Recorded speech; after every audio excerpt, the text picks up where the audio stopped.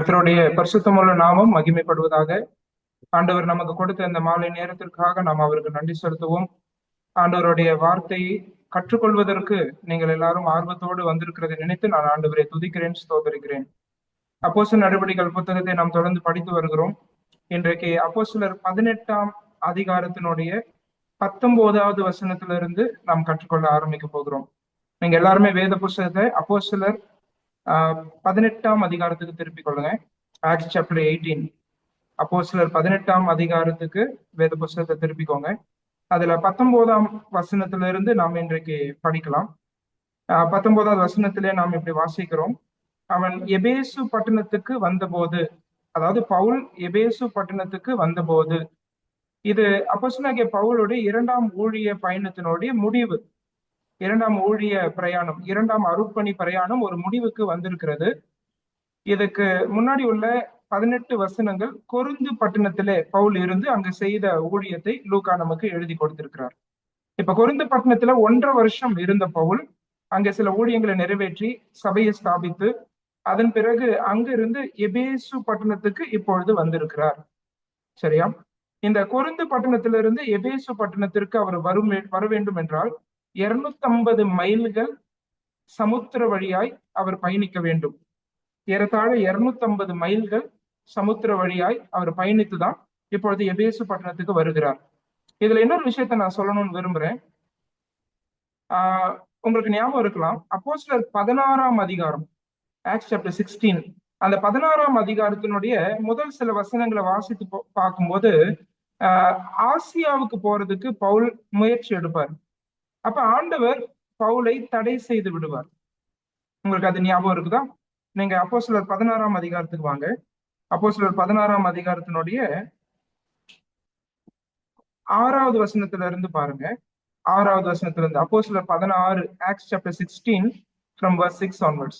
அவர்கள் பிரிகியா கலாத்தியா நாடுகளை கடந்து போன போது ஆசியாவிலே வசனத்தை சொல்லாதபடிக்கு பரிசுத்த ஆவியினாலே தடை பண்ணப்பட்டு, ஆசியாவுக்கு போயிருக்கிறாங்க, வசனம் சொல்ல முயற்சி எடுத்திருக்கிறாங்க, ஆனா ஆவியானவர் தடை செய்திருக்கிறார். அதுக்கப்புறம் பாருங்க, மீசியா தேசம் மட்டும் வந்து பித்தினியா நாட்டுக்கு போக பிரயத்தனம் பண்ணினார்கள், ஆவியானவரோ அவர்களை போக ஒட்டாது இருந்தார். மறுபடியும் பித்தினியாவுக்கு போறாங்க, அங்கேயும் ஆவியானவர் அவர்களை தடை செய்கிறார். அதுக்கு பிறகுதான் துரோவாவுக்கு வராங்க. அப்போஸ்தலர் 16ஆம் அதிகாரத்துல ஆசியாவுக்கு போறதுக்கு ஆண்டவர் தடை செய்தார். ஆனால் இப்பொழுது அப்போஸ்தலர் 18-19 பவுல் ஆசியாவுக்கு வந்திருக்கிறார் என்பது குறிப்பிடத்தக்கது. ஆசியாவினுடைய தலைநகரமாக எபேசு பட்டணம் அந்நாட்களிலே இருந்தது. இப்ப எபேசுக்கு வந்திருக்கிறார் சொல்லும் போது ஆசியாவுக்கு வந்திருக்கிறார். ஒரு 2 வருஷத்துக்கு முன்னாடி, 2-2.5 வருஷத்துக்கு முன்னாடி ஆசியாவுக்கு போறதுக்கு பவுல் முயற்சிக்கும் போது தடை செய்த ஆண்டவர் இப்பொழுது பவுலை ஆசியாவுக்கு கொண்டு வந்திருக்கிறார். ஆண்டவருடைய நேரம் பவுலுடைய வாழ்க்கையில ஆண்டவருடைய நேரத்தின்படியாக அனைத்தும் சம்பவித்தது என்பதை நாம் இதில் புரிந்து கொள்ளுகிறோம். நம்முடைய வாழ்க்கையில கர்த்தருடைய நேரம் ரொம்ப முக்கியமானது. சில நேரங்களிலே நாம் சில விஷயங்களை செய்யறதுக்கு முயற்சி செய்வோம், ஆனா கர்த்தர் அதை தடை பண்ணிடுவார். சரியா? ஏன்னா அவருடைய நேரம் இன்னும் வந்திருக்காது. அதுக்காக நாம் காத்திருக்க வேண்டியது அவசியமா இருக்கலாம். ஆனா அந்த காத்திருக்கக்கூடிய நேரத்துல நிறைய பாடங்களை கற்றுக்கொள்வோம், ஆண்டவரை அறிகிற அறிவிலே வளருவோம். அவருடைய நேரத்திற்கு காத்திருந்து முறுமுறுக்காமல் அவருடைய திட்டத்திலே நாம் காணப்படும் போது ஏற்ற சமயத்திலே கர்த்தருடைய ஆசீர்வாதங்களை நம்முடைய வாழ்க்கையில பெற்றுக்கொள்வோம். இங்க அதுதான் பவுலுடைய வாழ்க்கையில நம்ம புரிஞ்சுக்கிறேன். இதை படிக்கும்போது எபேசு பட்டணத்துக்கு வந்த போது அப்படின்னு வாசிக்கிறோம். எபேசு ஆசியாவில் இருக்கு. இதே ஆசியாவுக்கு போறதுக்கு அவர் 16ஆம் அதிகாரத்துல முயற்சித்தார், ஆனால் ஆவியானவர் தடை பண்ணினார். இப்பொழுதோ எபேசுக்கு, ஆசியாவுக்கு பவுலை அழைத்து வருகிறார். This is God's timing.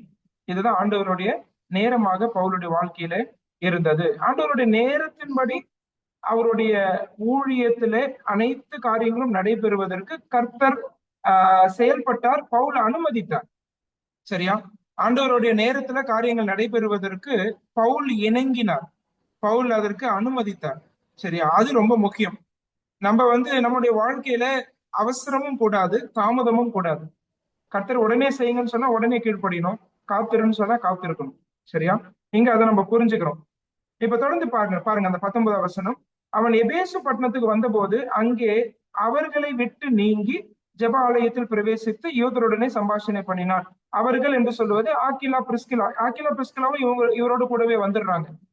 Corinth பட்டணத்துல 1.5 வருஷம் பவுலோடு இருந்த அவர்கள் அவருடைய வாழ்க்கை நோக்கத்தை புரிந்து கொண்டார்கள். தேவனுடைய அருட்பணியாளர்களாய் செயல்பட வேண்டும் என்பதை அவர்கள் புரிந்து கொண்டார்கள். தொழிலுக்காக மட்டுமே வந்தவர்கள், வருமானத்துக்காக மட்டுமே வந்தவர்கள் இப்பொழுது அவருடைய வாழ்க்கை நோக்கத்தை புரிந்து கொண்டு ஆண்டவருடைய ஊழியத்திலே முக்கியத்துவம் கொடுக்கிறார்கள். ஆண்டவருக்கு முன்னுரிமை கொடுக்கிறார்கள். முதலாவது தேவனுடைய ராஜ்யத்தையும் அவருடைய நீதியும் தேடுங்கள், அப்பொழுது இவைகள் எல்லாம் உங்களுக்கு கூட கொடுக்கப்படும். ஆக்கிலா பிரிஸ்கில்லா இதை நல்லா புரிஞ்சுக்கிட்டு அவங்க வாழ்க்கையில செயல்படுறாங்க. அதனால பவுலோடு கூட ஊழியத்துக்கே வந்துடுறாங்க, எபேசு பட்டணத்துக்கு வந்துடுறாங்க. சரியா? இப்ப அவங்களும் எபேசு பட்டணத்துல இருக்கிறாங்க. ஆனா பவுல் என்ன செய்யறாருன்னா, எப்பயும் போல ஜெப ஆலயத்துக்கு போயிட்டு அங்க யூதரோடு கூட சம்பாஷணை செய்கிறார். அது எல்லாமே நம்ம இங்க பார்க்க முடியுது. 20வது வசனம் பாருங்க. அவன் இன்னும் சில காலம் தங்களுடனே இருக்க வேண்டும் என்று அவர்கள் கேட்டுக்கொண்ட போது அவன் சம்மதியாமல், வருகிற பண்டிகையிலே எப்படியாயினும் நான் எருசலேமில் இருக்க வேண்டும், தேவனுக்கு சித்தமானால், அந்த வார்த்தைகள் ரொம்ப முக்கியம், தேவனுக்கு சித்தமானால் திரும்பி உங்களிடத்திற்கு வருவேன் என்று சொல்லி அவர்களிடத்தில் உத்தரவு பெற்றுக்கொண்டு கப்பல் ஏறி எபேசுவை விட்டு புறப்பட்டு செசரியா பட்டணத்துக்கு வந்து. நம்ம என்ன புரிஞ்சுக்கிறோம் இந்த இடத்துல? எபேசுக்கு வந்தாரு, கொஞ்சம் காலம்தான் அங்க இருந்தாரு. அப்ப ஜெபாலயத்துல போய் எப்பயும் போல யூதருடனே கூட இயேசுவே கிறிஸ்து என்று பழைய ஏற்பாட்டை வச்சு அவர் சம்பாஷணை பண்ணினார். அதற்கு பிறகு அங்கேயே நீங்க இருக்கணும்னு சொல்லி அவர்கள் கேட்டுக்கொண்ட போது பவுல் இல்ல நான் எருசலேமுக்கு போகணும், பண்டிகைக்குள்ளாக நான் அங்க போக வேண்டும் என்று சொல்லி அவரிடத்துல இருந்து போய்விட்டார். ஆனா என்ன சொல்லிட்டு போறாருன்னா, தேவனுக்கு சித்தமானால் நான் திரும்பி வருவேன். சரியா?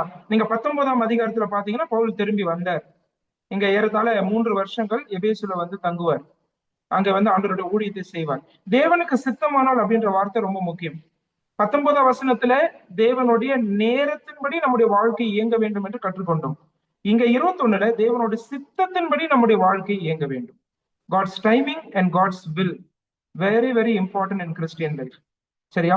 வாழ்க்கையில, கிறிஸ்துவ வாழ்க்கையில ரொம்ப கஷ்டமானது எது அப்படின்னு என்கிட்ட கேட்டீங்கன்னா, நான் என்ன சொல்லுவேன்னா, நம்முடைய ஆசைகளும் நம்முடைய விருப்பத்தையும் ஆண்டவருடைய சித்தத்துக்கு ஒப்பு கொடுக்கறது தான் இருக்கிறதுலே கஷ்டம்னு சொல்லுவேன் நான். சரியா? நம்முடைய சித்தத்தை ஆண்டவருடைய சித்தத்துக்கு ஒப்பு கொடுக்கிறோமே, அதுதான் இருக்கிறதுலே கஷ்டம். நம்ம எல்லாருடைய வாழ்க்கையிலும் நீங்க எடுத்து பாத்தீங்கன்னா, ஆண்டவராகிய இயேசு கிறிஸ்து நம்முடைய வாழ்க்கையினுடைய அனைத்து அம்சங்களையும் ஆளுகை செய்யறாரா அப்படின்னு கேட்டா நிச்சயமாக இல்லை. ஒப்பு கொடுக்கப்படாத பகுதிகள் இன்னும் நம்ம வாழ்க்கையில இருக்கலாம். சரியா? ஆனா ஆண்டவருடைய சித்தத்துக்கு முழுவதுமாய் நம்மை ஒப்பு கொடுத்திருக்கிறோமா? ஆண்டவருடைய நேரத்திற்கு முழுவதுமாய் நம்முடைய வாழ்க்கையை அடிப்பணிந்து ஒப்பு கொடுத்திருக்கிறோமா? ஆண்டவருடைய வழிதான் சிறந்தது, ஆண்டவருடைய சித்தமே சிறந்தது என்று விசுவாசிகளாகிய நாம் புரிந்து கொண்டு இருக்கிறோமா? அதுதான் ரொம்ப முக்கியம். ஏற்கனவே தடை பண்ணப்பட்ட பவுல் இப்போ ஒரு விஷயத்தை அவருடைய வாழ்க்கையில கற்றுக்கொள்ளுகிறார். கர்த்தருக்கு சித்தமானால் என்று சொல்லுகிறார். தேவனுக்கு சித்தமானால் நாங்கள் திரும்பி வருகிறோம். இது நம்ம வாழ்க்கையில ரொம்ப முக்கியம். உங்களுடைய வாழ்க்கையில, உங்க பிள்ளைகளுடைய வாழ்க்கையில, உங்களுடைய பேர பிள்ளைகளுடைய வாழ்க்கையில ஆண்டவருடைய சித்தத்தின்படி காரியங்கள் நடைபெறுதா? அதுக்கு நம்ம வாழ்க்கையை ஒப்பு கொடுத்திருக்கிறோமா? குடும்பமாய் நம்முடைய காரியங்களை ஒப்பு கொடுத்திருக்கிறோமா? அதை நம்ம சிந்தித்து பார்ப்பது அவசியம். தேவனுடைய சித்தத்தின்படி விசுவாசிகள் ஜீவிக்க வேண்டும் என்பதுதான் ஆண்டவருடைய விருப்பம். சரியா? அதற்கு மாறாக நம்ம வாழ்க்கையில வாழக்கூடாது. தேவனுடைய சித்தத்துக்கு வெளியிலே செய்யப்படும் எந்த ஒரு விஷயமும் ஆண்டவருக்கு விருப்பமா இருக்காது, அவருக்கு மகிமையா இருக்காது. அதுக்கான வெகுமதிகளும் நமக்கு பரலோகத்தில் கிடைக்காது. சரியா? சரி, இங்க தேவனுக்கு சித்தமானா நான் திரும்பி வரேன்னு சொல்லிட்டு போறவரு இப்ப என்ன செய்யறாருன்னா செசரியா பட்டணத்துக்கு வந்துடுறாரு. அந்த வார்த்தையில கவனிங்க, 22 பாருங்க. செசரியா பட்டணத்துக்கு எபேசுல இருந்து செசரியாவுக்கு நேரா வந்துடுறாரு. 2ஆம் ஊழிய பயணத்தை முடித்து விடுகிறார். முடித்து செசரியாவுக்கு வரார். இது பாத்தீங்கன்னா ஏறத்தாழ 620 மைல்கள் அவர் சமுத்திர வழியாய் பயணிக்க வேண்டும். It was a very long journey, 620 miles. அந்த அந்த அந்த நீண்ட பயணத்தை அவர் மேற்கொண்டு நேரா எபேசுல இருந்து அவர் செசரியா பட்டணத்துக்கு வந்து விடுகிறார். 22வது வசனம் பாருங்க. செசரியா பட்டணத்துக்கு எருசலேமுக்கு போய் சபையை சந்தித்து அந்தியோகியாவுக்கு போனான். சரி, செசரியாவுக்கு வந்துட்டு எருசலேமுக்கு போறாரு. அங்க இருக்கிற சபையாரை சந்திச்சிடுறாரு. ஒருவேளை இந்த ரிப்போர்ட் எல்லாம் கொடுத்திருப்பாரு, இதெல்லாம் கர்த்தர் செய்தார் அப்படின்னு சொல்லி அவர் சொல்லியிருப்பாரு. அதுக்கு பிறகு அந்தியோகியாவுக்கு போயிடுறாரு. இவரை கமெண்டேஷன் பண்ணி அமைச்ச சபை பாத்தீங்கன்னா அந்தியோகியா சபை. உங்களுக்கு ஞாபகம் இருக்கும், அப்போஸ்தலர் 13ஆம் அதிகாரத்துல இவரை கர்த்தருடைய கிருபைக்கு ஒப்புவித்து இவரை ஊழிய பயணத்துக்கு அனுப்பினவர்கள் அந்தியோகியா சபையார், சீரிய நாட்டில் உள்ள அந்தியோகியா சபையார். பாருங்க, இந்த சபையை அவர் மறக்கிறதே கிடையாது. அவருடைய வாழ்க்கையினுடைய கடைசி வரைக்கும் இந்த சபையோடு நல்ல உறவு வைத்துக் கொள்கிறார். நீங்க முதல் ஊழிய பயணத்தை நம்ம படிச்சோம் இல்லையா? அப்போஸ்தலர் 13, 14 படிச்சோம். அதுலயும் நீங்க பாத்தீங்கன்னா அந்த முதல் அருட்பணி பயணத்தை பவுல் முடிச்சுட்டு நேரா அந்தியோகியாவுக்கு தான் வருவார். அங்க உள்ள சபையார் இடத்துல வந்து தேவன் வந்து தங்களை கொண்டு செய்தவைகள், எப்படி புறஜாதிகள் மத்தியிலே தேவன் கதவை திறந்து கொடுத்தார், இதெல்லாம் அந்த சபைக்கு அவர் அறிவிப்பார். இது நம்ம 14ஆம் அதிகாரம் 27வது வசனத்துல படிக்கிறோம். 14:27 படிக்கிறோம். அதே போல இந்த 2வது ஊழிய பயணம் முடிச்சிட்ட பிறகும் அவர் நேரா எங்க வர்றாருன்னு பாத்தீங்கன்னா அந்தியோகியாவுக்கு வருகிறார். சரியா? அந்தியோகியாவுக்கு வந்து அங்க வந்து கொஞ்ச காலம் இருக்கிறார். 23 பாருங்க. அங்கே சில காலம் சஞ்சரித்த பின்பு, சரியா, அங்க கொஞ்ச காலம் இருந்தபோது என்ன செஞ்சிருப்பாரு? பவுல் வந்து பிலிப்பு பட்டணத்துல, தெசலோனிக்க பட்டணத்துல, பெரோயா பட்டணத்துல, அத்தேனே பட்டணத்துல, கொரிந்து பட்டணத்துல, இன்னும் எபேசுல, இங்கெல்லாம் எப்படி பவுலுக்கு கர்த்தர் கதவுகளை திறந்து கொடுத்தார், எப்படி ஆண்டவர் ஊழியத்தில் வழி நடத்தினார், யார் யாரெல்லாம் ரட்சிக்கப்பட்டாங்க, என்னென்ன எதிர்ப்புகள் வந்தது, இந்த அறிக்கையை தன்னுடைய ஸ்தல சபையில் அவர் சமர்ப்பித்திருப்பார். சரியா? பவுலை எங்க வந்து கமெண்டேஷன் பண்ணி அனுப்பிச்சாங்களோ அந்த சபைக்கு அந்த அறிக்கையை கொடுத்திருப்பார். இது ரொம்ப முக்கியம். பவுலுக்கும் அவருடைய ஸ்தல சபைக்கும் உள்ள உறவு பாருங்க, இதுதான் ரொம்ப முக்கியம்.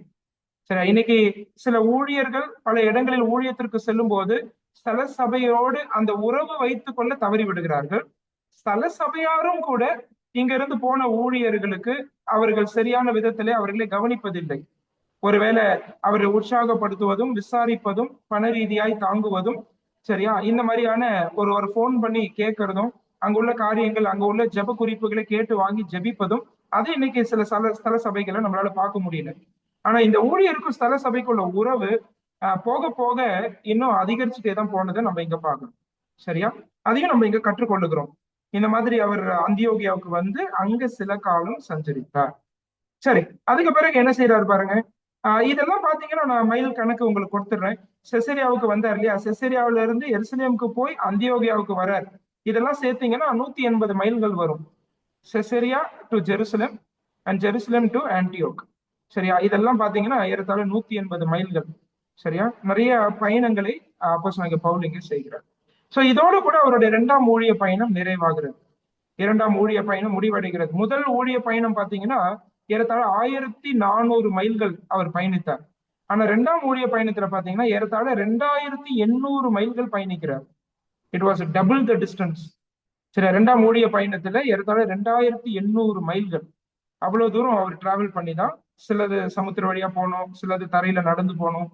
சரியா? இப்படியெல்லாம் அவர் போய் தான் இந்த ஊழியங்களை அவர் செய்திருக்கிறார். சரி, இப்ப நம்ம அதுக்கு பிறகு என்ன நடக்குதுன்னு பார்க்கலாம். 23வது வசனத்துல பாருங்க. இதுக்கப்புறம் பவுல் எதுக்கு கவனம் செலுத்துறாரு பாருங்க.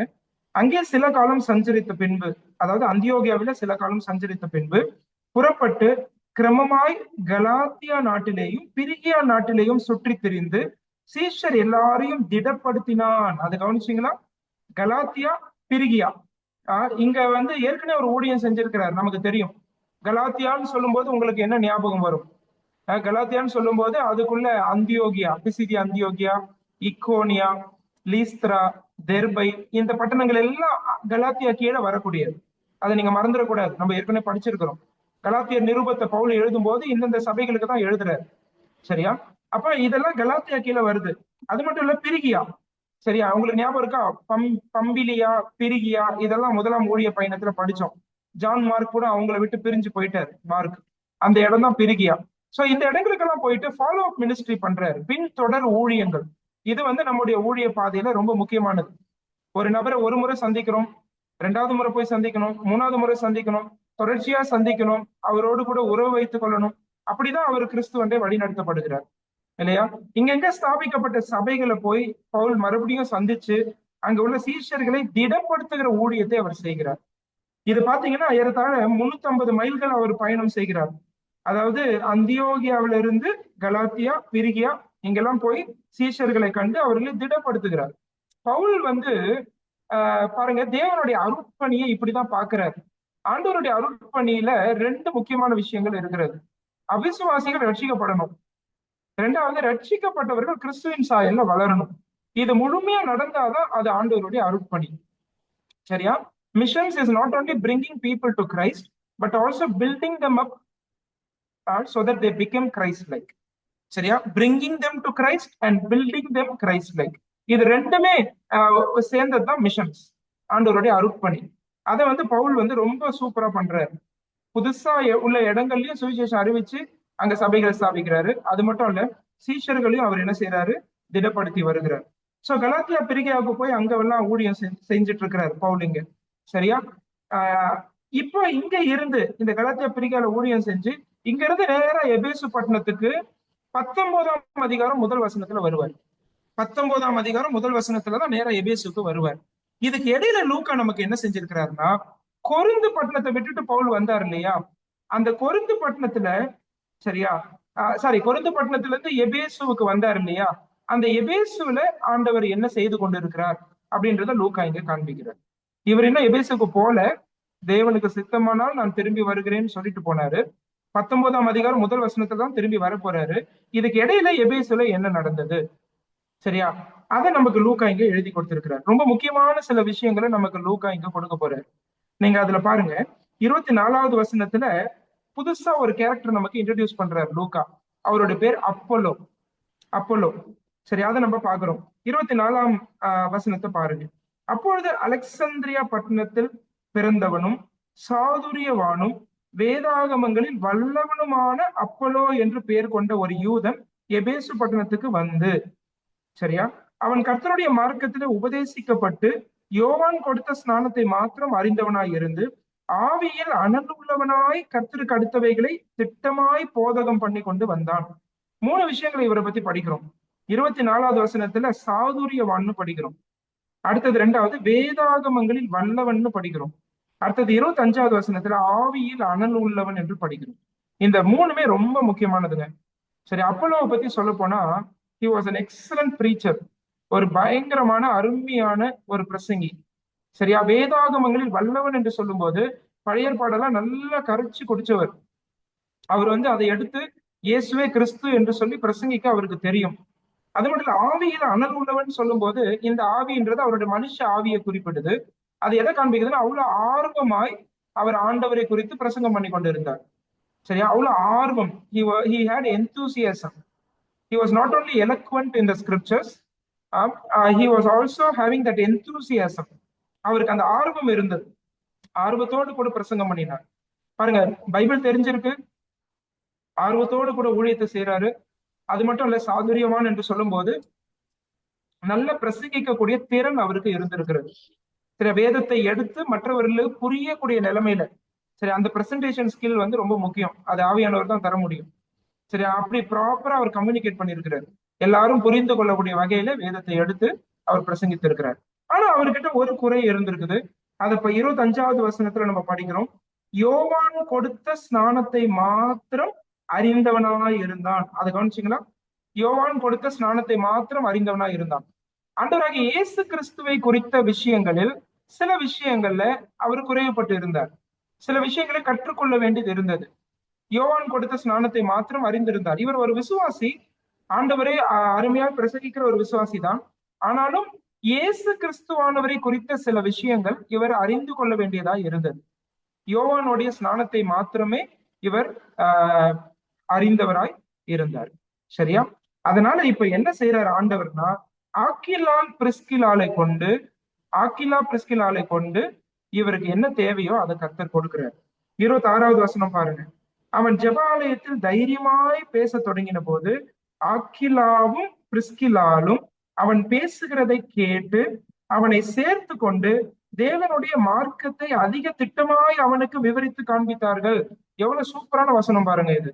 சரி, இவர் தைரியமா பேசுறாரு. ஆனா இவர் பேசுறதுல சில தவறுகள் இருக்குது. சரியா? யோவானுடைய ஸ்நானத்தை மாத்திரம் தான் அறிந்திருந்தார். இயேசு கிறிஸ்துவை குறித்த காரியங்களில் குறைவுபட்டு இருந்தார். சரியா? இதை புரிஞ்சுட்டு ஆக்கிலா பிரிஸ்கிலா இவரை நேரம் எங்க கூட்டிட்டு போறாங்கன்னா, வீட்டுக்கு கூட்டிட்டு போறாங்க. வீட்டுக்கு கூட்டிட்டு போய் தனியா, சரியா, அவருடைய தவறுகளை சுட்டி காண்பித்து, சரியா, இன்னும் எது எதுல அவர் பலப்பட வேண்டுமோ அந்த போதனைகளை யார் கொடுக்கிறா அப்படின்னு கேட்டா, ஒரு குடும்பம். சரியா? இதை நீங்க நல்லா கவனிக்கணும். ஆக்கிலா பிரிஸ்கிலா அந்த குடும்பம் தான் அப்போலோவை இன்னும் சீர்படுத்துறாங்க, இன்னும் ஸ்திரப்படுத்துறாங்க. கவனிச்சிங்களா? அப்போலோ ஏற்கனவே வல்லமையான பிரசங்கி, சாதுரியவான், தைரியமாய் பிரசங்கிக்கிறவர், வேதத்தை எல்லாம் அறிந்தவர். சரியா? ஆனாலும் கூட அவரிடத்துல இருக்கிற சில குறைகளை ஆக்கிலா பிரிஸ்கிலா எப்படி கொண்டு போறாங்க பாருங்க. தனியா வீட்டுக்கு கூட்டிட்டு போய் அன்போடு கூட அதை செய்கிறார்கள். சரியா? குறைகளை சுட்டி காண்பிக்கிற விதமும் ரொம்ப முக்கியமானது. அதே சமயம் இங்க அப்பல்லோவை குறித்து நம்ம புரிந்து கொள்ளுகிற கற்றுக்கொள்கிற ஒரு விஷயம், நான் இவ்வளவு பெரிய பிரசங்கி, என்னுடைய தவறை யார் சுட்டி காண்பிக்க முடியும் அப்படின்னு சொல்லி அவர் நினைக்காம, சரியா, என்கிட்ட இருக்கிற தவறுகளை மற்றவங்க சுட்டி காண்பிக்கும் போது அதை குறித்து கோபப்படாமல், அதை குறித்து அவர் வந்து எரிச்சல் அடையாம, அவர் என்ன செய்யறாருன்னா பொறுமையோடு கூட அதை கேட்டு கற்றுக்கொள்ளுகிறார். He was teachable. சரியா? விசுவாசிகளுக்கு ரொம்ப முக்கியமான ஒரு குணாதிசயம் என்னன்னு கேட்டா, அவர்கள் கற்றுக்கொள்ள எப்பொழுதும் அவர்கள் ஆர்வம் உள்ளவர்களா இருக்க வேண்டும். உங்களிடத்துல ஒரு குறை இருக்குன்னு ஒருத்தவங்க சொல்றாங்களா, அந்த குறையை கேட்டு சரி செய்து கொள்வதுதான் ஒரு நல்ல விசுவாசிக்கு அழகு. சரியா? கோவப்படுறது நல்ல விசுவாசிக்கு அழகு கிடையாது. இந்த இடத்துல நம்ம பார்க்கும்போது அப்பல்லோ கிட்டயும் அந்த குணத்தை பார்க்கிறோம். அதே போல ஆக்கிலா பிரிஸ்கிலாவும் இதை ரொம்ப அன்பா, ரொம்ப அழகா இதை வந்து கையாளுற விதத்தை நம்ம பார்க்கிறோம். நேரடியா அவருடைய மூஞ்சில அடிச்ச மாதிரி சொல்லல. ஆனா வீட்டுல கூட்டிட்டு போயிட்டு அன்போடு கூட திருத்த வேண்டிய காரியங்களை அவங்க என்ன செய்யறாங்க, திருத்துறாங்க. இன்னொரு விஷயத்த கவனிச்சீங்களா? இங்க திருத்துறது யாரு? Aquila Priscilla. சரியா? பிரிஸ்கில்லா ஆக்கிலா இவங்க வந்து ஒரு குடும்பம். சரியா? அதுல குறிப்பா பிரிஸ்கில்லா இருக்கிறது சகோதரிமார்களுக்கு ரொம்ப அருமையான ஒரு விஷயம். ஏன்னா சகோதரிமார்களுக்கு நான் உற்சாகப்படுத்துறேன். என்னன்னு கேட்டீங்கன்னா, இப்ப பாருங்க, கணவர் மனைவி ரெண்டு பேருமே வேதத்தை அறிஞ்சிருக்கிறாங்க பாருங்க. சரி, இது ரொம்ப முக்கியம். சரியா? கணவர் மட்டும் வேதத்தை அறிந்து கொள்வதல்ல, மனைவிமார்களும் வேதத்தை அறிந்து கொள்ள வேண்டும். வேதத்தை கிரமமாய் கற்றுக்கொள்ள வேண்டும். ஒரு சகோதரி இந்த இடத்துல வேதத்துல வல்லவர்களாய் இருந்திருக்கிறார்கள். நீங்க இந்த வேதாகமத்தினுடைய சில பிரதிகளை படிச்சு பாத்தீங்கன்னா, சில இங்கிலீஷ் டிரான்ஸ்லேஷன் படிச்சு பாத்தீங்கன்னா, தமிழ்ல இங்க ஆக்கிலா பிரிசிலா வருது தெரியுமா? இந்த ஆக்கிலா பிரிஸ்கில்லான்னு வராது, பிரிஸ்கில்லா ஆக்கிலான்னு வருது சில மொழிபெயர்ப்புகள்ல. யார் பேர் முதல்ல வருதுன்னா பிரிஸ்கில்லால் முதல்ல வருது. சில வேத வல்லுநர்கள் என்ன சொல்றாங்கன்னா, ஆக்கிலா வேதத்தை அறிந்ததை காட்டிலும் பிரிஸ்கில்லால் அறிந்து வைத்திருந்தாங்கன்னு சொல்றாங்க. நிறைய இடங்கள்ல பாத்தீங்கன்னா இவங்க பேர் எப்பயுமே சேர்ந்தே வரும் பைபிள்ல. அதுல சில இடங்கள்ல பாத்தீங்கன்னா பிரிஸ்கில்லாளுடைய பேர் முதலாவது வரும். சரியா? இங்க என்ன நமக்கு ஆண்டவர் கற்றுத் தருகிறார் என்று சொன்னால், வீட்டுல இருக்கக்கூடிய மனைவிமார்கள், சகோதரிகள், அவர்கள் வேதத்தை அறிந்து கொண்டு, சரியா, அவர்கள் எந்த அளவுக்கு கணவர்கள், புருஷர்கள், சகோதரர்கள் வேதத்தை அறிந்திருக்கிறார்களோ அந்த அளவுக்கு கிரமமாய் வேதத்தை கற்றுக்கொள்வது மிகவும் அவசியம். அப்படி கற்றுக்கொண்டீங்கன்னா நீங்க வஞ்சிக்கப்பட மாட்டீங்க. பல விதமான உபதேசங்களால வஞ்சிக்கப்பட மாட்டீங்க. ஆனா என்ன செய்ய முடியும் அப்படின்னு கேட்டா, ஒருவேளை மற்றவர்களுக்கும் கற்றுக் கொடுக்கக்கூடிய அளவுக்கு உங்களை ஆசீர்வாதமாய் கர்த்தர் வைக்க முடியும். சரியா? அதுதான் இங்க பிரிஸ்கில்லா செய்த முக்கியமான வேலை. இதை சொல்லும்போது எனக்கு 1 தீமோத்தேயு 3 ஞாபகம் வருது. சாரி, 2 தீமோத்தேயு. 2 தீமோத்தேயு 3 பவுல் ஒரு முக்கியமான விஷயத்த சொல்லி தர்றாரு. 2 தீமோத்தேயு 3 பாருங்க. அதுல சில சகோதரிகளை பத்தி பேசுறாரு. சரியா? சில பெண் பிள்ளைகள் அப்படின்னு சொல்றாரு. இவங்களை பத்தி சொல்லும்போது என்ன சொல்றாரு பாருங்க, 6வது இருந்து பாருங்க. பாவங்களால் நிறைந்து பற்பல இச்சைகளால் இழுப்புண்டு. நான் படிக்கிறது 2 தீமோத்தேயு 3:6. 2 Timothy 3:6. பாவங்களால் நிறைந்து பற்பல இச்சைகளால் இழுப்புண்டு எப்பொழுதும் கற்றாலும் ஒருபோதும் சத்தியத்தை அறிந்து உணராதவர்களாய் இருக்கிற பெண் பிள்ளைகளுடைய வீடுகளில் இப்படிப்பட்டவர்கள் நுழைந்து அவர்களை வசப்படுத்திக் கொள்ளுகிறார்கள். அதை கவனிச்சீங்களா? இப்படிப்பட்டவர்கள் நுழைந்து வாசிக்கிறோமே, யாரை பத்தி சொல்லிட்டு வர்றாருன்னா, முதல் 5 வசனங்கள்ல கள்ள போதகர்களை பத்தி சொல்றாரு. கள்ள போதகர்கள் யார் வீட்டுல நுழையிறாங்க அப்படின்னு கேட்டா, இப்படிப்பட்ட சில பலவீனமான பெண் பிள்ளைகள். சரியா? அவங்க வந்து வேதத்தை எவ்வளவுதான் கற்றாலும் உணர்வடையாத பெண் பிள்ளைகள். அதே போல பாவத்தால் நிறைந்து இருக்கிறார்கள், பற்பல இச்சைகளால் இயல்புண்டு இருக்கிறார்கள். இப்படிப்பட்டவர்களுடைய வீட்டுல நுழைந்து அந்த கள்ள போதகத்தால அவர்களை தங்கள் வசம் ஆக்கி கொள்ளுகிற கள்ள போதகர்களை பற்றி தான் பவுல் இங்கே எச்சரிக்கிறார். இது நமக்கு பெரிய எச்சரிப்பு. வேதத்தை கற்றுக்கொள்ளாத பெண் பிள்ளைகள், வேதத்தை கற்றுக்கொள்ளாத சகோதரிமார்கள் பலவிதமான உபதேசங்கள், தவறான உபதேசங்களை இழுப்புண்டு போவது ஆச்சரியம் கிடையாது. சரியா? அதுதான் நம்ம இங்க வார்னிங்கா நம்ம வாழ்க்கைக்கு எடுத்துக்கிறோம். சரி, ஆனா இங்க பிரிஸ்கில்லா ஆக்கிலாவை பார்க்கும்போது ஒரு குடும்பம், அதுல குறிப்பா அந்த சகோதரி, அவர்கள் அதிகமா வேதத்தை அறிந்து ஆண்டவரை நேசித்து மற்றவர்களுக்கு கற்றுக் கொடுக்கக்கூடிய அளவுக்கு அவர்கள் இருந்திருக்கிறார்கள். பாருங்க, இந்த சகோதரி வந்து சபையில மூப்பரா செயல்படல. இந்த சகோதரி வந்து தலைமைத்துவ பொறுப்புகளை எடுத்து செய்யல. அதெல்லாம் வேதம் அவர்களுக்கு அனுமதிக்கல. சரியா? இவங்க வந்து ஆண்கள் பெண்கள் இருக்கும்போது அவர்களுக்கு வேதத்தை கற்றுக் கொடுக்க முடியாது. ஆனா இதே வீட்டினுடைய கான்டெக்ட் வேற. வீட்டுல கூட்டிட்டு போய் 2 பேரும் அப்பல்லோவுக்கு என்ன செஞ்சிருக்காங்கன்னா கற்றுக் கொடுத்திருக்கிறாங்க. சரியா? நான் உங்களை உற்சாகப்படுத்துறேன். ஒருவேளை நீங்க வீட்டுல இருக்கக்கூடிய சகோதரிகளா இருப்பீர்களானால் வேதத்தை நன்றாக கற்றுக்கொள்ளுங்கள், சரியான உபதேசத்துல வேரூன்றி காணப்படுங்கள், ஆண்டவரை நேசிச்சு வாழுங்க. சத்தியத்தின் அடிப்படையில உங்களுடைய கணவர்கள் தீர்மானம் எடுக்க அவர்களுக்கு ஒத்துழைப்பு கொடுங்க. அதுக்கு எதிர்த்து நிக்காதீங்க. இதெல்லாம் சகோதரிமார்கள் பண்ண வேண்டியது. இப்ப பாருங்க, நான் எப்படி பயன்படுறேனோ அதே மாதிரி லிடியா என்னுடைய மனைவியும் பயன்பட்டானா எனக்கு பெரிய சந்தோஷம் இருக்கும் இல்லையா? கர்த்தருக்கு அதை விட பிரியமானது வேற எதுவுமே இருக்காது. அப்ப நான் வேதத்தை கற்றுக்கொள்வது போல என்னுடைய மனைவியும் கற்றுக்கொள்ள வேண்டும். இதுக்கு புருஷர்களும் உற்சாகப்படுத்த வேண்டும். அவர்கள் கற்றுக் கொடுக்க பல வழிகளை ஏற்படுத்தி தர வேண்டும். அப்ப ரெண்டு பேரும் அதை கத்துக்கும் போது முதலாவது பிள்ளைகளை நல்லா வளர்க்க முடியும் கர்த்தருக்குள்ள. அதே போல சபையில ஆண்டவர் நமக்கு கொடுக்கிற ஒரு சின்ன சின்ன பொறுப்புகள் அதை எடுத்து நம்ம செய்ய முடியும். சிலருக்கு வேதத்தை கற்றுக் கொடுக்க முடியும். சரியா? இன்னைக்கு சகோதரிமார்கள் நிறைய பிரசங்கிக்கிறவங்க கிடையாது சகோதர சபையில. ஒருவேளை உங்களை கர்த்தர் அப்படி கொண்டு வரணும்னு நினைச்சா ஆண்டவர் கொண்டு வருவார். அதுக்கு நீங்க உற்சாகமா என்ன செய்யுங்க, வேதத்தை கிரமமாய் கற்றுக்கொண்டு நீங்க வந்து ஆண்டவரை நேசிச்சு ஆண்டவர் கொடுக்கிற வாய்ப்புகளை நீங்க பயன்படுத்துங்க. சரியா? இங்க ஆக்கிலா பிரிஸ்கிலாட்ட இதை நம்ம கத்துக்கிறோம். நிறைய நல்ல குணாதிசயங்கள் இவங்க கிட்ட இருந்துச்சு. ஆனா இந்த இடத்துல நம்ம பார்க்கும்போது அப்போலோவை கூட்டிட்டு வந்து அவருக்கு திட்டமாய் சில காரியங்களை விவரித்து சொல்லுகிறார்கள். அப்போலோவும் ரொம்ப பொறுமையா இருந்து அதை கற்றுக்கொள்ளுகிறார். சரியா? கொஞ்சம் கூட அந்த பெருமை வந்து அப்போலோ கிட்ட இல்ல. எனக்கு தான் எல்லாம் தெரியுமே அப்படின்ற சிந்தை எல்லாம் கிடையாது. வேதத்தை நான் கற்றுக்கொண்டு நான் ஏற்கனவே ஒரு பைபிள் ப்ரீச்சர் டீச்சர், எனக்கு இவங்க கற்றுக் கொடுக்கறத நான் ஏன் ஏத்துக்கணும் அப்படின்னு அப்போலோ ஒரு காலமும் நினைக்கிறேன். இதுதாங்க நமக்கு சாகிற வரைக்கும், நம்ம மரணம் வரைக்கும் இருக்க வேண்டிய ஒரு முக்கியமான குணாதிசயம் இதுதான். அந்த தாழ்மை நமக்கு இல்லைன்னா வேதத்தை கற்றுக்கொள்ள முடியாது. சரி, அடுத்தது 27 வாசிக்கிறோம்.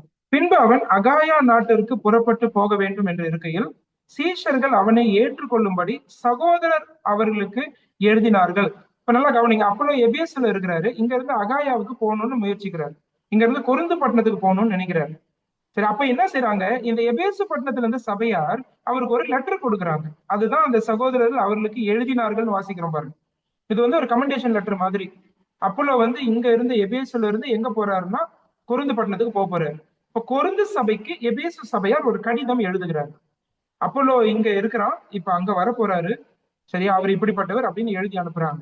இன்னொன்னு பாருங்க, அங்க சகோதரர்னு வாசிக்கிறோம் பாருங்க 27ல. சகோதரர் வாசிக்கும் போது அங்க சபை ஸ்தாபிக்கப்பட்டு விட்டது என்பதையும் நான் குறிப்பிட விரும்புறேன். எபேசு பட்டணத்துல சபை ஸ்தாபிக்கப்பட்டிருக்கிறது. சரியா? யார் இந்த சபையை ஸ்தாபிச்சா? கொஞ்ச வசனத்துக்கு முன்னாடிதான் பவுல் அங்க வந்தாரு, ஜபாலயத்தெல்லாம் பேசினாரு, ஆனா அங்க இருந்து போயிட்டாருன்னு வாசிக்கிறோம். அப்ப யார் இந்த சபையை ஸ்தாபிச்சா? நான் நினைக்கிறது என்னன்னு கேட்டீங்கன்னா, ஆக்கிலா பிரிஸ்கிலாலை கர்த்தர் எபேசுலே சபையை ஸ்தாபிக்க பயன்படுத்தினார். இதுல பவுல் நிச்சயமா அவருடைய பங்களிப்பு இங்க ஆரம்பிச்சது. அதுக்கு பிறகு அப்போலோ வந்தாரு. ஆனா ஆக்கிலா பிரிஸ்கிலால் இங்கேயே இருந்து இந்த சபையை அவர்கள் ஸ்தாபித்து இருக்கிறார்கள் என்று சொன்னால் அது ஓரளவுக்கு ஒத்து போகிற ஒரு தகவலாய் இருக்கிறது. எவ்வளவு அருமையான ஒரு விஷயம் பாருங்க. இவங்க யாருங்க? தொழிலுக்காக கொரிந்து பட்டணத்துக்கு வந்தாங்க, கூடார தொழில் செஞ்சாங்க, வருமானம் கிடைச்சது. ஆனா இப்ப ஊழியர்களா அவங்க செயல்படுறாங்க. வேலையும் செஞ்சுட்டு இருந்திருப்பாங்க, ஆனா கூடவே ஆண்டவருடைய ஊழியத்தை செஞ்சு ஒரு சபை ஸ்தாபிச்சிருக்கிறாங்க. அநேக இடங்கள்ல நீங்க பார்க்கும்போது உலக வேலையில இருக்கக்கூடிய அநேகர் ஊழியம் செய்து சபைகளை ஸ்தாபித்து இருக்கிறார்கள். சரியா? வேலையோடு கூட ஊழியம் செய்து சபைகளை ஸ்தாபித்த வரலாறு எக்கச்சக்கம். நிறைய பேர் அவங்க முழு நேரத்துக்கு தங்களை ஒப்பு கொடுக்கல, ஆண்டவருடைய அழைப்பு அப்படி இல்லை, ஆனா வேலையோடு கூட செஞ்சிருக்கிறாங்க. அதுக்கு ஆக்கிலா பிரிஸ்கிலான்னு ஒரு நல்ல உதாரணம். இங்க ஏற்கனவே ஒரு சபை ஸ்தாபிக்கப்பட்டு விட்டது. இப்பொழுது அந்த சபையார் ஒரு கடிதம் எழுதி அப்போலோவை குறித்து எழுதி கொரிந்து பட்டணத்துக்கு அனுப்புகிறார்கள். என்ன சொல்றாங்க பாருங்க, 28 பாருங்க. அவன் அங்கே வந்த பின்பு வெளியரங்கமாய் யூதர்களுடனே பலமாய் தர்க்கம் பண்ணி இயேசுவே கிறிஸ்து என்று வேத வாக்கியங்களை கொண்டு திருஷ்டாந்தப்படுத்தினபடியால் கிருபையினாலே விசுவாசிகள் ஆனவர்களுக்கு மிகவும் உதவியாய் இருந்தார். இது கொரிந்து பட்டணத்துல. இப்ப அப்போலோ வந்து நல்லா கத்துக்கிட்டார் பைபிள. சரியா? சில குறைகள் இருந்துச்சு, அதையும் நிவர்த்தி செய்துட்டார் ஆண்டவர். இப்ப நல்லா கத்துக்கிட்டு என்ன செய்யறாருன்னா, அவர் ரொம்ப தெளிவா தைரியமா என்ன வாசிக்கிறோம் இந்த இடத்துல. சரியா? அவர் வந்து கிருபையினாலே விசுவாசிகள் ஆனவர்களுக்கு மிகவும் உதவியா இருந்தார். இயேசுவே கிறிஸ்து என்று வேத வாக்கியங்களை கொண்டு திருஷ்டாந்தப்படுத்தினார். பலமாய் தர்க்கம் பண்ணி யூதர்களுடனே பேசினார். சரி, அப்போலோ வந்து இவ்வளவு பவர்ஃபுல்லா நம்ம எங்க பாக்குறோம்னா கொரிந்து பட்டணத்துல பாக்குறோம். பாருங்க, நீங்க 1 கொரிந்தியர் படிக்கும் போது அப்போலோ வந்து நம்ம மிஸ் பண்ணவே முடியாது. பவுல் சொல்லுவார், நான் நட்டேன், அப்போலோ நீர் பாய்ச்சினான் அப்படின்னு சொல்லுவார் இல்லையா? இவருடைய இன்ஃபுளுன்ஸ் எந்த அளவுக்கு இருந்திருக்குன்னா, அங்க ஒரு கூட்டத்தார், அந்த சபையில இருந்த ஒரு கூட்டத்தாரு என்ன சொல்லியிருக்கிறாங்கன்னா, நான் அப்போலோவை சேர்ந்தவன் அப்படின்னு சொல்லியிருக்கிறாங்க. சரி, அது அது வந்து தவறு. அது ஒரு பக்கம் வச்சுக்கிட்டாலும், அப்போலோ வந்து அவருடைய தாக்கம், அவருடைய செல்வாக்கு கொரிந்து பட்டணத்துல அதிகமா இருந்திருக்கிறது. சரியா? இங்கதான் அது துவங்கி இருக்கிறது. இந்த 28வது வசனத்துலதான் முதல்ல கொரிந்து பட்டணத்துக்கு யார் போறா? அப்போலோ போறாரு. அங்க உள்ள விசுவாசிகளுக்கு ரொம்ப உதவியா இருக்கிறார்.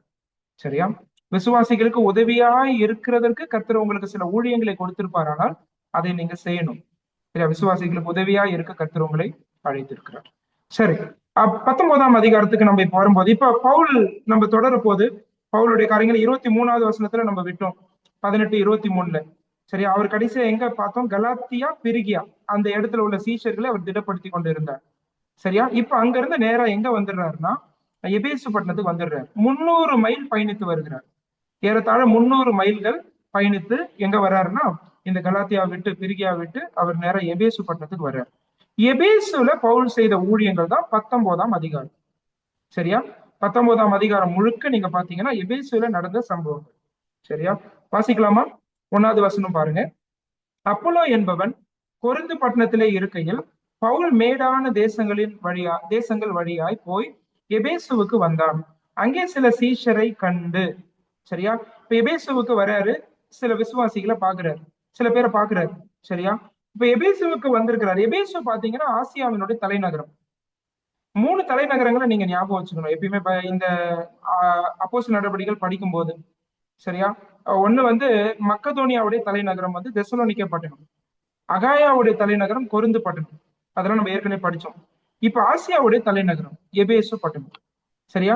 ஐரோப்பிய கண்டத்திலும் ஆசியா கண்டத்திலும் கர்த்தர் பவுலை இங்கே பயன்படுத்தினார். சரியா? இது வந்து ஆசியா கண்டம். ஆசியாவில இருந்து எபேசு. எபேசு வந்து ஒரு ரொம்ப புகழ்பெற்ற ஊரு.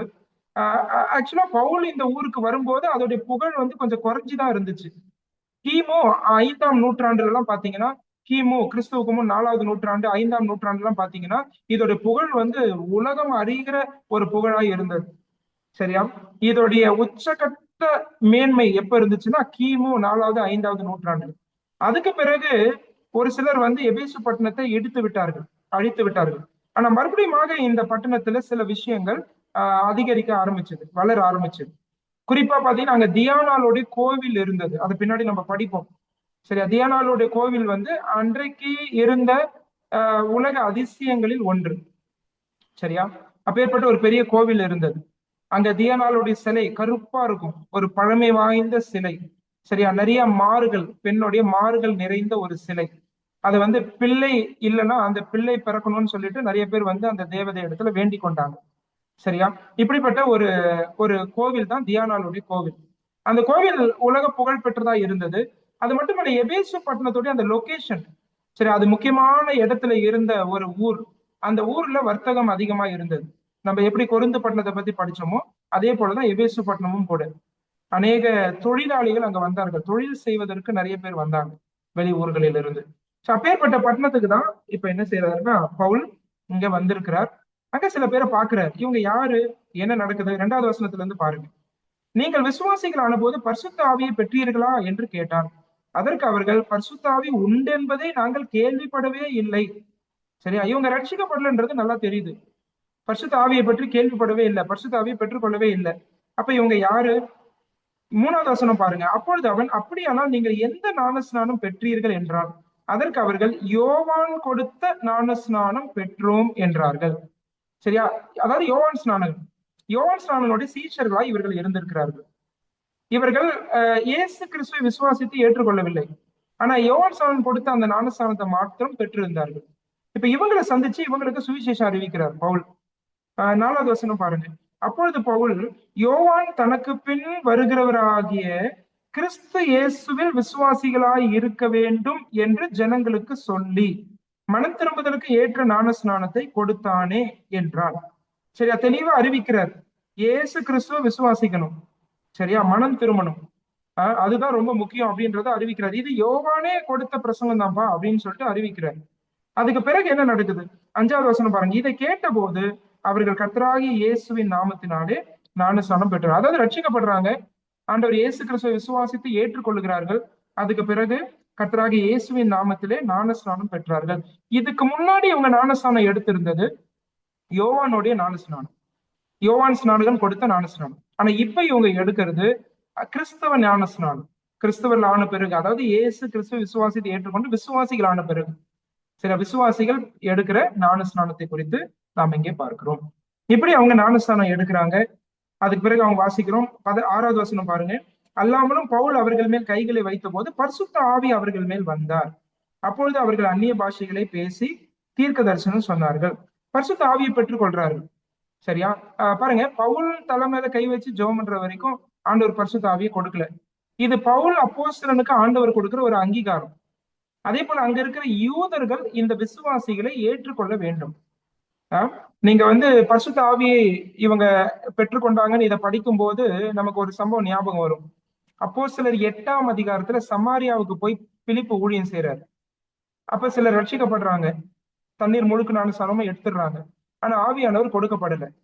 பேதுரு யோவான் தலையில கை வச்சு ஜெபம் பண்ண பிறகுதான் ஆவியானவர் ஆண்டவர் கொடுக்கிறார். எதனால அது அப்படின்னு கேட்டா, அந்த சமாரியர்கள், ரட்சிக்கப்பட்ட சமாரிய விசுவாசிகளை சபையில யூதர்கள் ஏற்றுக்கொள்ளணும். அதே போல இங்கேயும் பாத்தீங்கன்னா, பவுல் இங்க கை வச்சு ஜெபம் பண்ணும்போது இந்த யோவான் ஸ்நானனுடைய சீஷர்கள் ரட்சிக்கப்படுறாங்களே, இவங்களுக்கு அந்த அங்கீகாரம் கிடைக்கணும் சபையில. அதனாலதான் ஆவியானவர் பவுல் கை வச்சு ஜெபம் பண்ணும்போது கொடுக்கப்பட்டார். பொதுவா இன்னைக்கு நடக்கிறது அப்படி இல்லை. நீங்க ரட்சிக்கப்படும் போதே ஆவியானவரை பெற்றுக் கொள்ளுகிறீர்கள். நம்ம அதை தெளிவா வேதத்துல இருந்து நம்ம புரிந்து கொள்ளுகிறோம். நம்ம கற்றுக்கொண்டிருக்கிற ஒரு விஷயம் தான். எப்ப ரட்சிக்கப்படுறாரோ ஒரு நபர், அப்பயே ஆவியானவரை பெற்றுக் கொள்ளுகிறார். அப்போஸ்தலர் 10 போல, அப்போஸ்தலர் 10ல கொர்நேலியோட வீட்டாரை படிச்சோம் இல்லையா? அவங்க ரட்சிக்கப்பட்ட உடனே ஆவியானவரை பெற்றுக்கொண்டாங்க. சரியா? அதுக்கு பிறகுதான் ஞானஸ்நானம் எடுக்கிறாங்க. ஆனா இங்க அப்படி இல்லை. அதுக்கு 2 காரணம் உண்டு. இந்த இந்த யோவான் ஸ்நானனுடைய சீஷர்கள் ரட்சிக்கப்பட்டார்கள் என்பதை கர்த்தர் யூதர்களுக்கு நிரூபிக்கிறார். இது ஒண்ணு. 2வது, இந்த அப்போஸ்தலனாகிய பவுலுடைய ஊழியத்துக்கு வரக்கூடிய அங்கீகாரம் அது.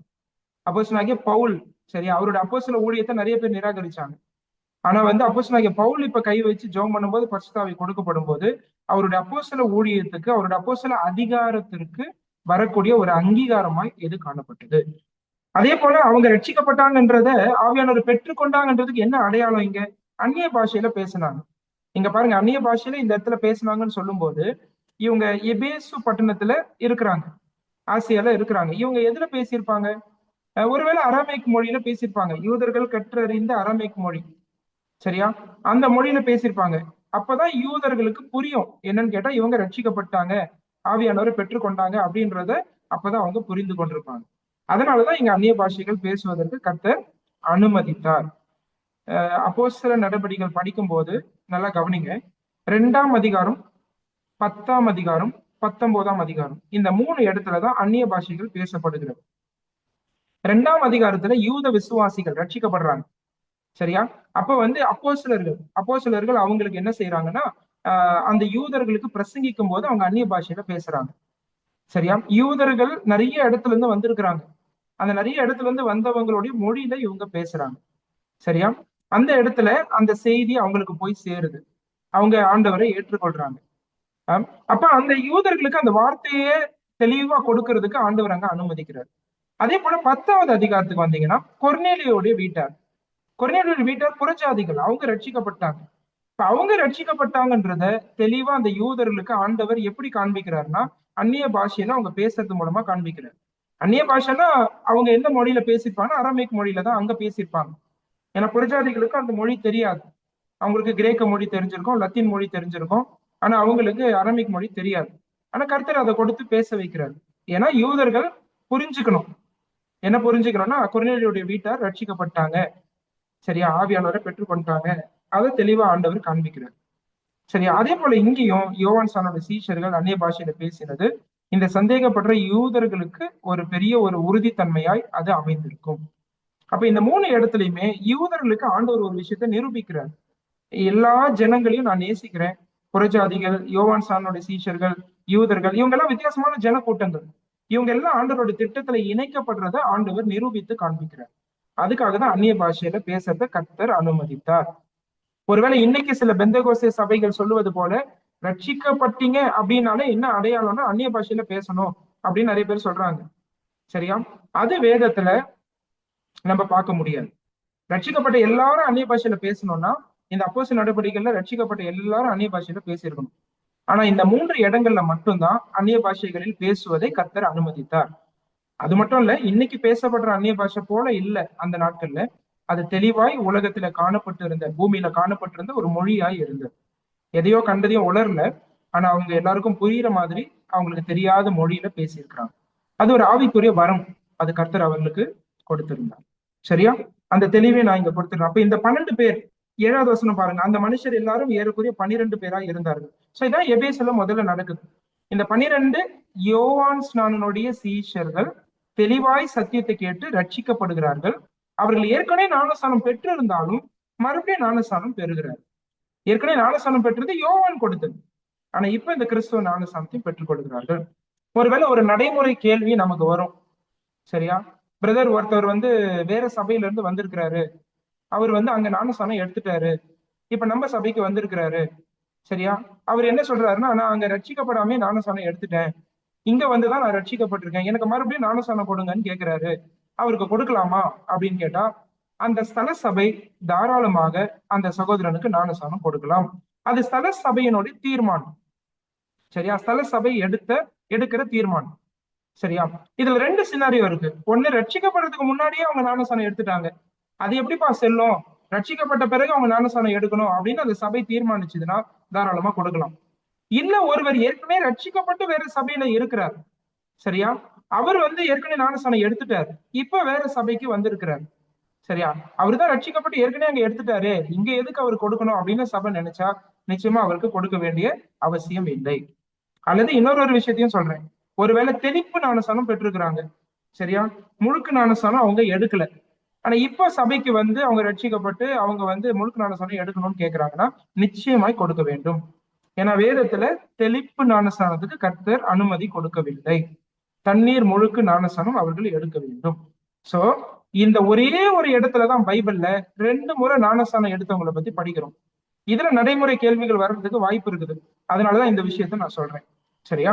அவருக்கு ஞானஸ்நானம் ஒருவேளை ஏற்கனவே எடுத்தவருக்கு திரும்ப கொடுக்கணுமா வேணாமான்றது ஸ்தல சபையினுடைய தீர்மானத்துக்கு ஆண்டவர் விடுகிறார். ஒருவேளை அவங்க நல்லா ரட்சிக்கப்பட்டிருக்காங்க, ஏற்கனவே எடுத்திருக்கிறாங்க ஞானஸ்நானம், எதுக்கு இங்க திரும்ப எடுக்கணும் அப்படின்னு சபை தீர்மானிச்சதுன்னா அவருக்கு கொடுக்க வேண்டிய அவசியம் இல்லை. ஒருவேளை திரும்ப கொடுக்கணும் அப்படின்னு சபை தீர்மானிச்சதுன்னா அந்த நபரும் ஆர்வத்தோடு கேட்கிறாருன்னா, நான் ஏற்கனவே இருந்தேங்க ஒரு இடத்துல, அங்க ரட்சிக்கப்படாமலே நான் எடுத்துட்டேன், எனக்கு அங்க ஞானஸ்நானம் எனக்கு ரட்சிப்பை பத்தியே தெரியல, நேரா ஞானஸ்நானம் கொடுத்துட்டாங்க, நான் இப்ப திரும்ப எடுக்கணும் அப்படின்னு ஆர்வமா கேட்டாருன்னா கொடுக்கறது நல்லது. சரியா? சோ அதெல்லாம் இந்த இடத்துல நம்ம பாக்குறோம். தொடர்ந்து எபேசு பட்டணத்துல பவுல் என்ன செய்தார் பாருங்க. 8வது வசனம் பாருங்க. பின்பு பவுல் ஜெப ஆலயத்தில் பிரவேசித்து தைரியமாய் பிரசங்கித்து 3 மாதம் அளவும் தேவனுடைய ராஜ்யத்துக்கு அடுத்தவைகளை குறித்து சம்பாஷணை பண்ணி புத்தி சொல்லி கொண்டு வந்தான். ஜெப ஆலயத்துல 3 மாசம் ஊழியம் செய்யறாரு. சரியா? 3 மாசம் அங்க கர்த்தர் சில கதவுகளை திறந்து கொடுக்கிறார். அங்க இவர் பிரசங்கிக்கிறார். அடுத்தது பாருங்க, 9வது வசனத்துல சிலர் கடினப்பட்டு அவிசுவாசிகளாகி கூட்டத்திற்கு முன்பாக இந்த மார்க்கத்தை நிந்தித்த போது, சரியா, இங்க ஒரு எதிர்ப்பு வருது. ஜெபாலயத்துல 3 மாசம் பிரசங்கிச்சுட்டு இருக்கிறாரு. இப்ப எதிர்ப்பு வந்த உடனே இப்ப வேற இடத்துக்கு போயிடுறாரு. அதை வாசிக்கிறோம் பாருங்க. அவன் அவர்களை விட்டு விலகி சீஷரை அவர்களிடத்திலிருந்து பிரித்து கொண்டு திறனு என்னும் ஒருவனுடைய வித்தியாசாலையிலே அனுதினம் சம்பாஷித்து கொண்டு வந்தான். இப்ப எந்த கதவை கர்த்தர் திறந்து தராரு பாருங்க. திறனுன்ற ஒரு ஆளுடைய பேர். திறனு என்னும் ஒருவனுடைய வித்தியாசாலை, அவன் வச்சிருந்த ஒரு சின்ன ஒரு பள்ளிக்கூடம். அந்த இடத்துல சில மருத்துவ உதவிகள் அவன் செய்து வந்தான். அந்த இடத்துல சில போதனைகளை கொடுத்து வந்தான். அந்த இடத்துல இப்ப பவுலுக்கு அனுமதி கிடைக்குது. இத வேத வல்லுநர்கள் என்ன சொல்றாங்கன்னா, காலையில 11 மணில இருந்து மாலை 4 மணி வரைக்கும் இந்த வித்தியாசாலைகள்லாம் மூடப்படுமா. அந்த இடத்துல நிறைய வெயிலால நிறைய பேர் வரமாட்டாங்க. ஆனா அந்த நேரத்தை பவுல் பயன்படுத்திக்கிட்டாருன்னு சொல்றாங்க. 2 வருஷம் இந்த திறனுடைய வித்தியாசாலையில பவுல் இருந்து அநேகருக்கு பைபிள் என்ன செஞ்சிருக்காருன்னா கத்து கொடுத்திருக்கிறார். கொரிந்து பட்டணத்துல எப்படி கர்த்தர் யுஸ்துவோடைய வீட்டை திறந்து கொடுத்தாரோ உங்களுக்கு ஞாபகம் இருக்கா? போன வாரம் படிச்சோம். ஜபாலயத்துல ஒரு எதிர்ப்பு வரும்போது பக்கத்திலே இருந்து யுஸ்துவோடைய வீட்டுக்கு பவுல் போயிட்டார். அந்த வீடு திறக்கப்பட்டது. அதை பவுல் பயன்படுத்திக்கிட்டார். ஆண்டவர் ஒரு கதவை அடிச்சு கொடுக்குறாருன்னா, ஒரு கதவை அடிச்சிருக்குன்னா இன்னொரு கதவை திறக்கிற தேவன். அதனால வாழ்க்கையில எதுக்கும் சோர்ந்து போகக்கூடாது. ஊழியத்துல எதிர்ப்புகள் வரும்போது ஒரு கதவு அடைக்கப்பட்டால் இன்னொரு கதவை கர்த்தர் திறந்து கொடுப்பார். சரியா? இங்க ஜபாலயத்துல அவருக்கு ஆக்சஸ் கிடைக்கல, அங்க எதிர்ப்பு வந்துச்சு. ஆனா திறனு அப்படின்றவனோட வித்தியாசாலைய பவுல் பயன்படுத்திட்டார். இந்த ஊழியம் ரொம்ப முக்கியமான ஊழியம். ஏன் இதை சொல்றேன்னா, 10வது வசனம் பாருங்க. 10வது வசனத்துல படிக்கிறோம். 2 வருஷம் இங்க இருந்தா அவரு பைபிள் சொல்லி தந்திருக்கிறார். இங்க இருந்தா டீச் பண்ணியிருக்கிறார். 2 வருஷ காலம் இப்படி நடந்ததினாலே ஆசியாவில் குடியிருந்த யூதரும் கிரேக்கருமாகிய எல்லாரும் கர்த்தராகிய இயேசுவின் வசனத்தை கேட்டார்கள். இது வந்து ரொம்ப ரொம்ப முக்கியமான வசனம், இந்த 10வது வசனம். சரியா? இப்ப ஆசியா என்ற ஊரை தான் இவர் வந்து ஊழியம் செய்யறதுக்கு ஒரு அடிஸ்தலமாக பயன்படுத்துகிறார். It was a base. சரியா? இந்த இடத்துல இருந்துதான் 2 வருஷ காலம் யூதர்கள் வந்து வசனத்தை கேட்கிறாங்க, புறஜாதிகள் வந்து வசனத்தை கேட்கிறாங்க. சரியா? கர்த்தராகிய இயேசுவின் வசனத்தை இவங்க எல்லாரும் கேட்கிறாங்க. சரியா? சில விஷயங்களை உங்களோட கவனத்துக்கு கொண்டு வரேன். இந்த எபேசு பட்டணத்துல சபை ஸ்தாபிக்கப்பட்டது மட்டும் இல்ல, அது ஏற்கனவே ஸ்தாபிக்கப்பட்டுச்சுன்னு சொன்னேன். ஆனா இங்க இருந்து பவுல் டீச் பண்ணதுனால ஆசியாவில குடியிருந்த, அந்த வார்த்தையை நீங்க அண்டர்லைன் பண்ணி வைக்கணும், ஆசியாவில இருந்தவங்க எல்லாரும் வந்து வசனத்தை கேட்டிருக்கிறாங்க. இந்த வசனத்தை கேட்டவங்க ஆசியாவில அங்கங்க போய் சபைகளை ஸ்தாபித்தார்கள். நல்லா கவனிங்க நான் சொல்றது. சரியா? கொலோசே பட்டணத்தை பத்தி படிக்கிறோம். கொலோசே பட்டணம் பவுல் ஸ்தாபித்த சபை கிடையாது. எராபோலி பத்தி படிக்கிறோம். எராபோலி அப்படின்ற இடத்தை வாசிக்கிறோம். லவோதேக்கியான்ற இடத்தை பத்தி படிக்கிறோம். வெளிப்படுத்தின விசேஷம் 2, 3 அதிகாரங்களை படிக்கும் போது அந்த 7 சபைகளை பத்தி படிக்கிறோம். இந்த எந்த சபையுமே பவுல் நேரடியாக ஸ்தாபித்தது கிடையாது. நீங்க சிமிர்னா சபை எடுத்துக்கோங்க, பெருகமு சபை எடுத்துக்கோங்க, பிலதெல்பியா சபை எடுத்துக்கோங்க. அதே போல நான் ஏற்கனவே சொன்ன மாதிரி கொலோசே, அதே போல லவதேக்கியா, எராபோலி, இந்த இடத்துல எல்லாம் யார் போய் சபையை ஸ்தாபிச்சிருக்கிறாங்கன்னா பவுல் இடத்துல இருந்து இந்த சத்தியத்தை கற்றுக்கொண்ட சில யூதர்கள். சரியா? பவுல் இடத்துல சத்தியத்தை கற்றுக்கொண்டவர்கள் இங்க இருந்து எங்க போயிருக்கிறாங்க அப்படின்னு பாத்தீங்கன்னா இந்த இடங்களுக்கு எல்லாம் ஆசியாவில போய் சபைகளை ஸ்தாபித்திருக்க கூடும். அதுக்கு எந்த வசனம் ஆதாரமா நம்ம எடுத்துக்கிறோம்னா இந்த 10வது வசனம் தான். 10வது வசனத்துல பவுல் ஒரு இடத்துல தான் இருக்கிறார். ஆனா அவர் மூலமா சத்தியத்தை கேட்டு இவங்க சத்தியத்துல தேறி வந்த இந்த யூதர்கள் எல்லாம் அவங்க பல இடங்களுக்கு போய் என்ன செஞ்சிருக்காங்கன்னா சபைகளை ஸ்தாபித்திருக்கிறார்கள். சரியா? அப்ப கர்த்தர் வந்து இந்த ஜபாலயத்துடைய கதவு மூடப்படும் போது திறனோடைய வித்தியாசாலை ஆண்டவர் திறந்து கொடுக்கிறாரு. அங்கிருந்து பவுல் டீச் பண்றாரு. அது மூலமா 4 திசைக்கும் ஆண்டவருடைய வார்த்தை போது. அது மூலமா நிறைய சபைகள் ஸ்தாபிக்கப்படுகிறது. சரி, அடுத்தது பாருங்க. 11வது வசனம். பவுலின் கைகளினாலே தேவன் விசேஷித்த அற்புதங்களை செய்தருளினார். சரியா? அவனுடைய சரீரத்திலிருந்து உருவாள்களையும் கச்சைகளையும் கொண்டு வந்து வியாதிக்காரன் மேல் போட வியாதிகள் அவர்களை விட்டு நீங்கி போயின, பொல்லாத ஆவிகளும் அவர்களை விட்டு புறப்பட்டன. சரியா? இது வந்து எபேசுல நடக்கிறது குறிப்பிடத்தக்கது. ஏன்னா எபேசு பட்டணத்துல பாத்தீங்கன்னா தியானாளுடைய கோவில் இருக்கு, நிறைய மூட நம்பிக்கைகள் நிறைந்த இடம். அதே போல அந்த இடத்துல பாத்தீங்கன்னா அசுத்த ஆவிகளுடைய பிடிமானம் நிறைய இருந்துச்சு. இந்த இடத்துல கர்த்தர் தன்னுடைய வல்லமையை காண்பிக்கிறார். வியாதிகள் சுகமாகிறது, அதே போல அசுத்த ஆவிகள் புறப்பட்டு ஓடுகிறது. இதான் கர்த்தருடைய வல்லமை. அதை எங்க காண்பிக்கிறாருன்னா ஒரு விக்கிரக கோட்டையான எபேசு பட்டணத்துல ஆண்டவர் அதை வெளிப்படுத்துகிறார். சரியா? பின்னாடி எபேசியர் நிருபத்தை பவுல் எழுதும்போது சர்வாயுத வர்க்கத்தை அணிஞ்சு பிசாசுடைய தந்திரங்களுக்கு எதிர்த்து நில்லுங்கன்னு சொல்லுவார். சரியா?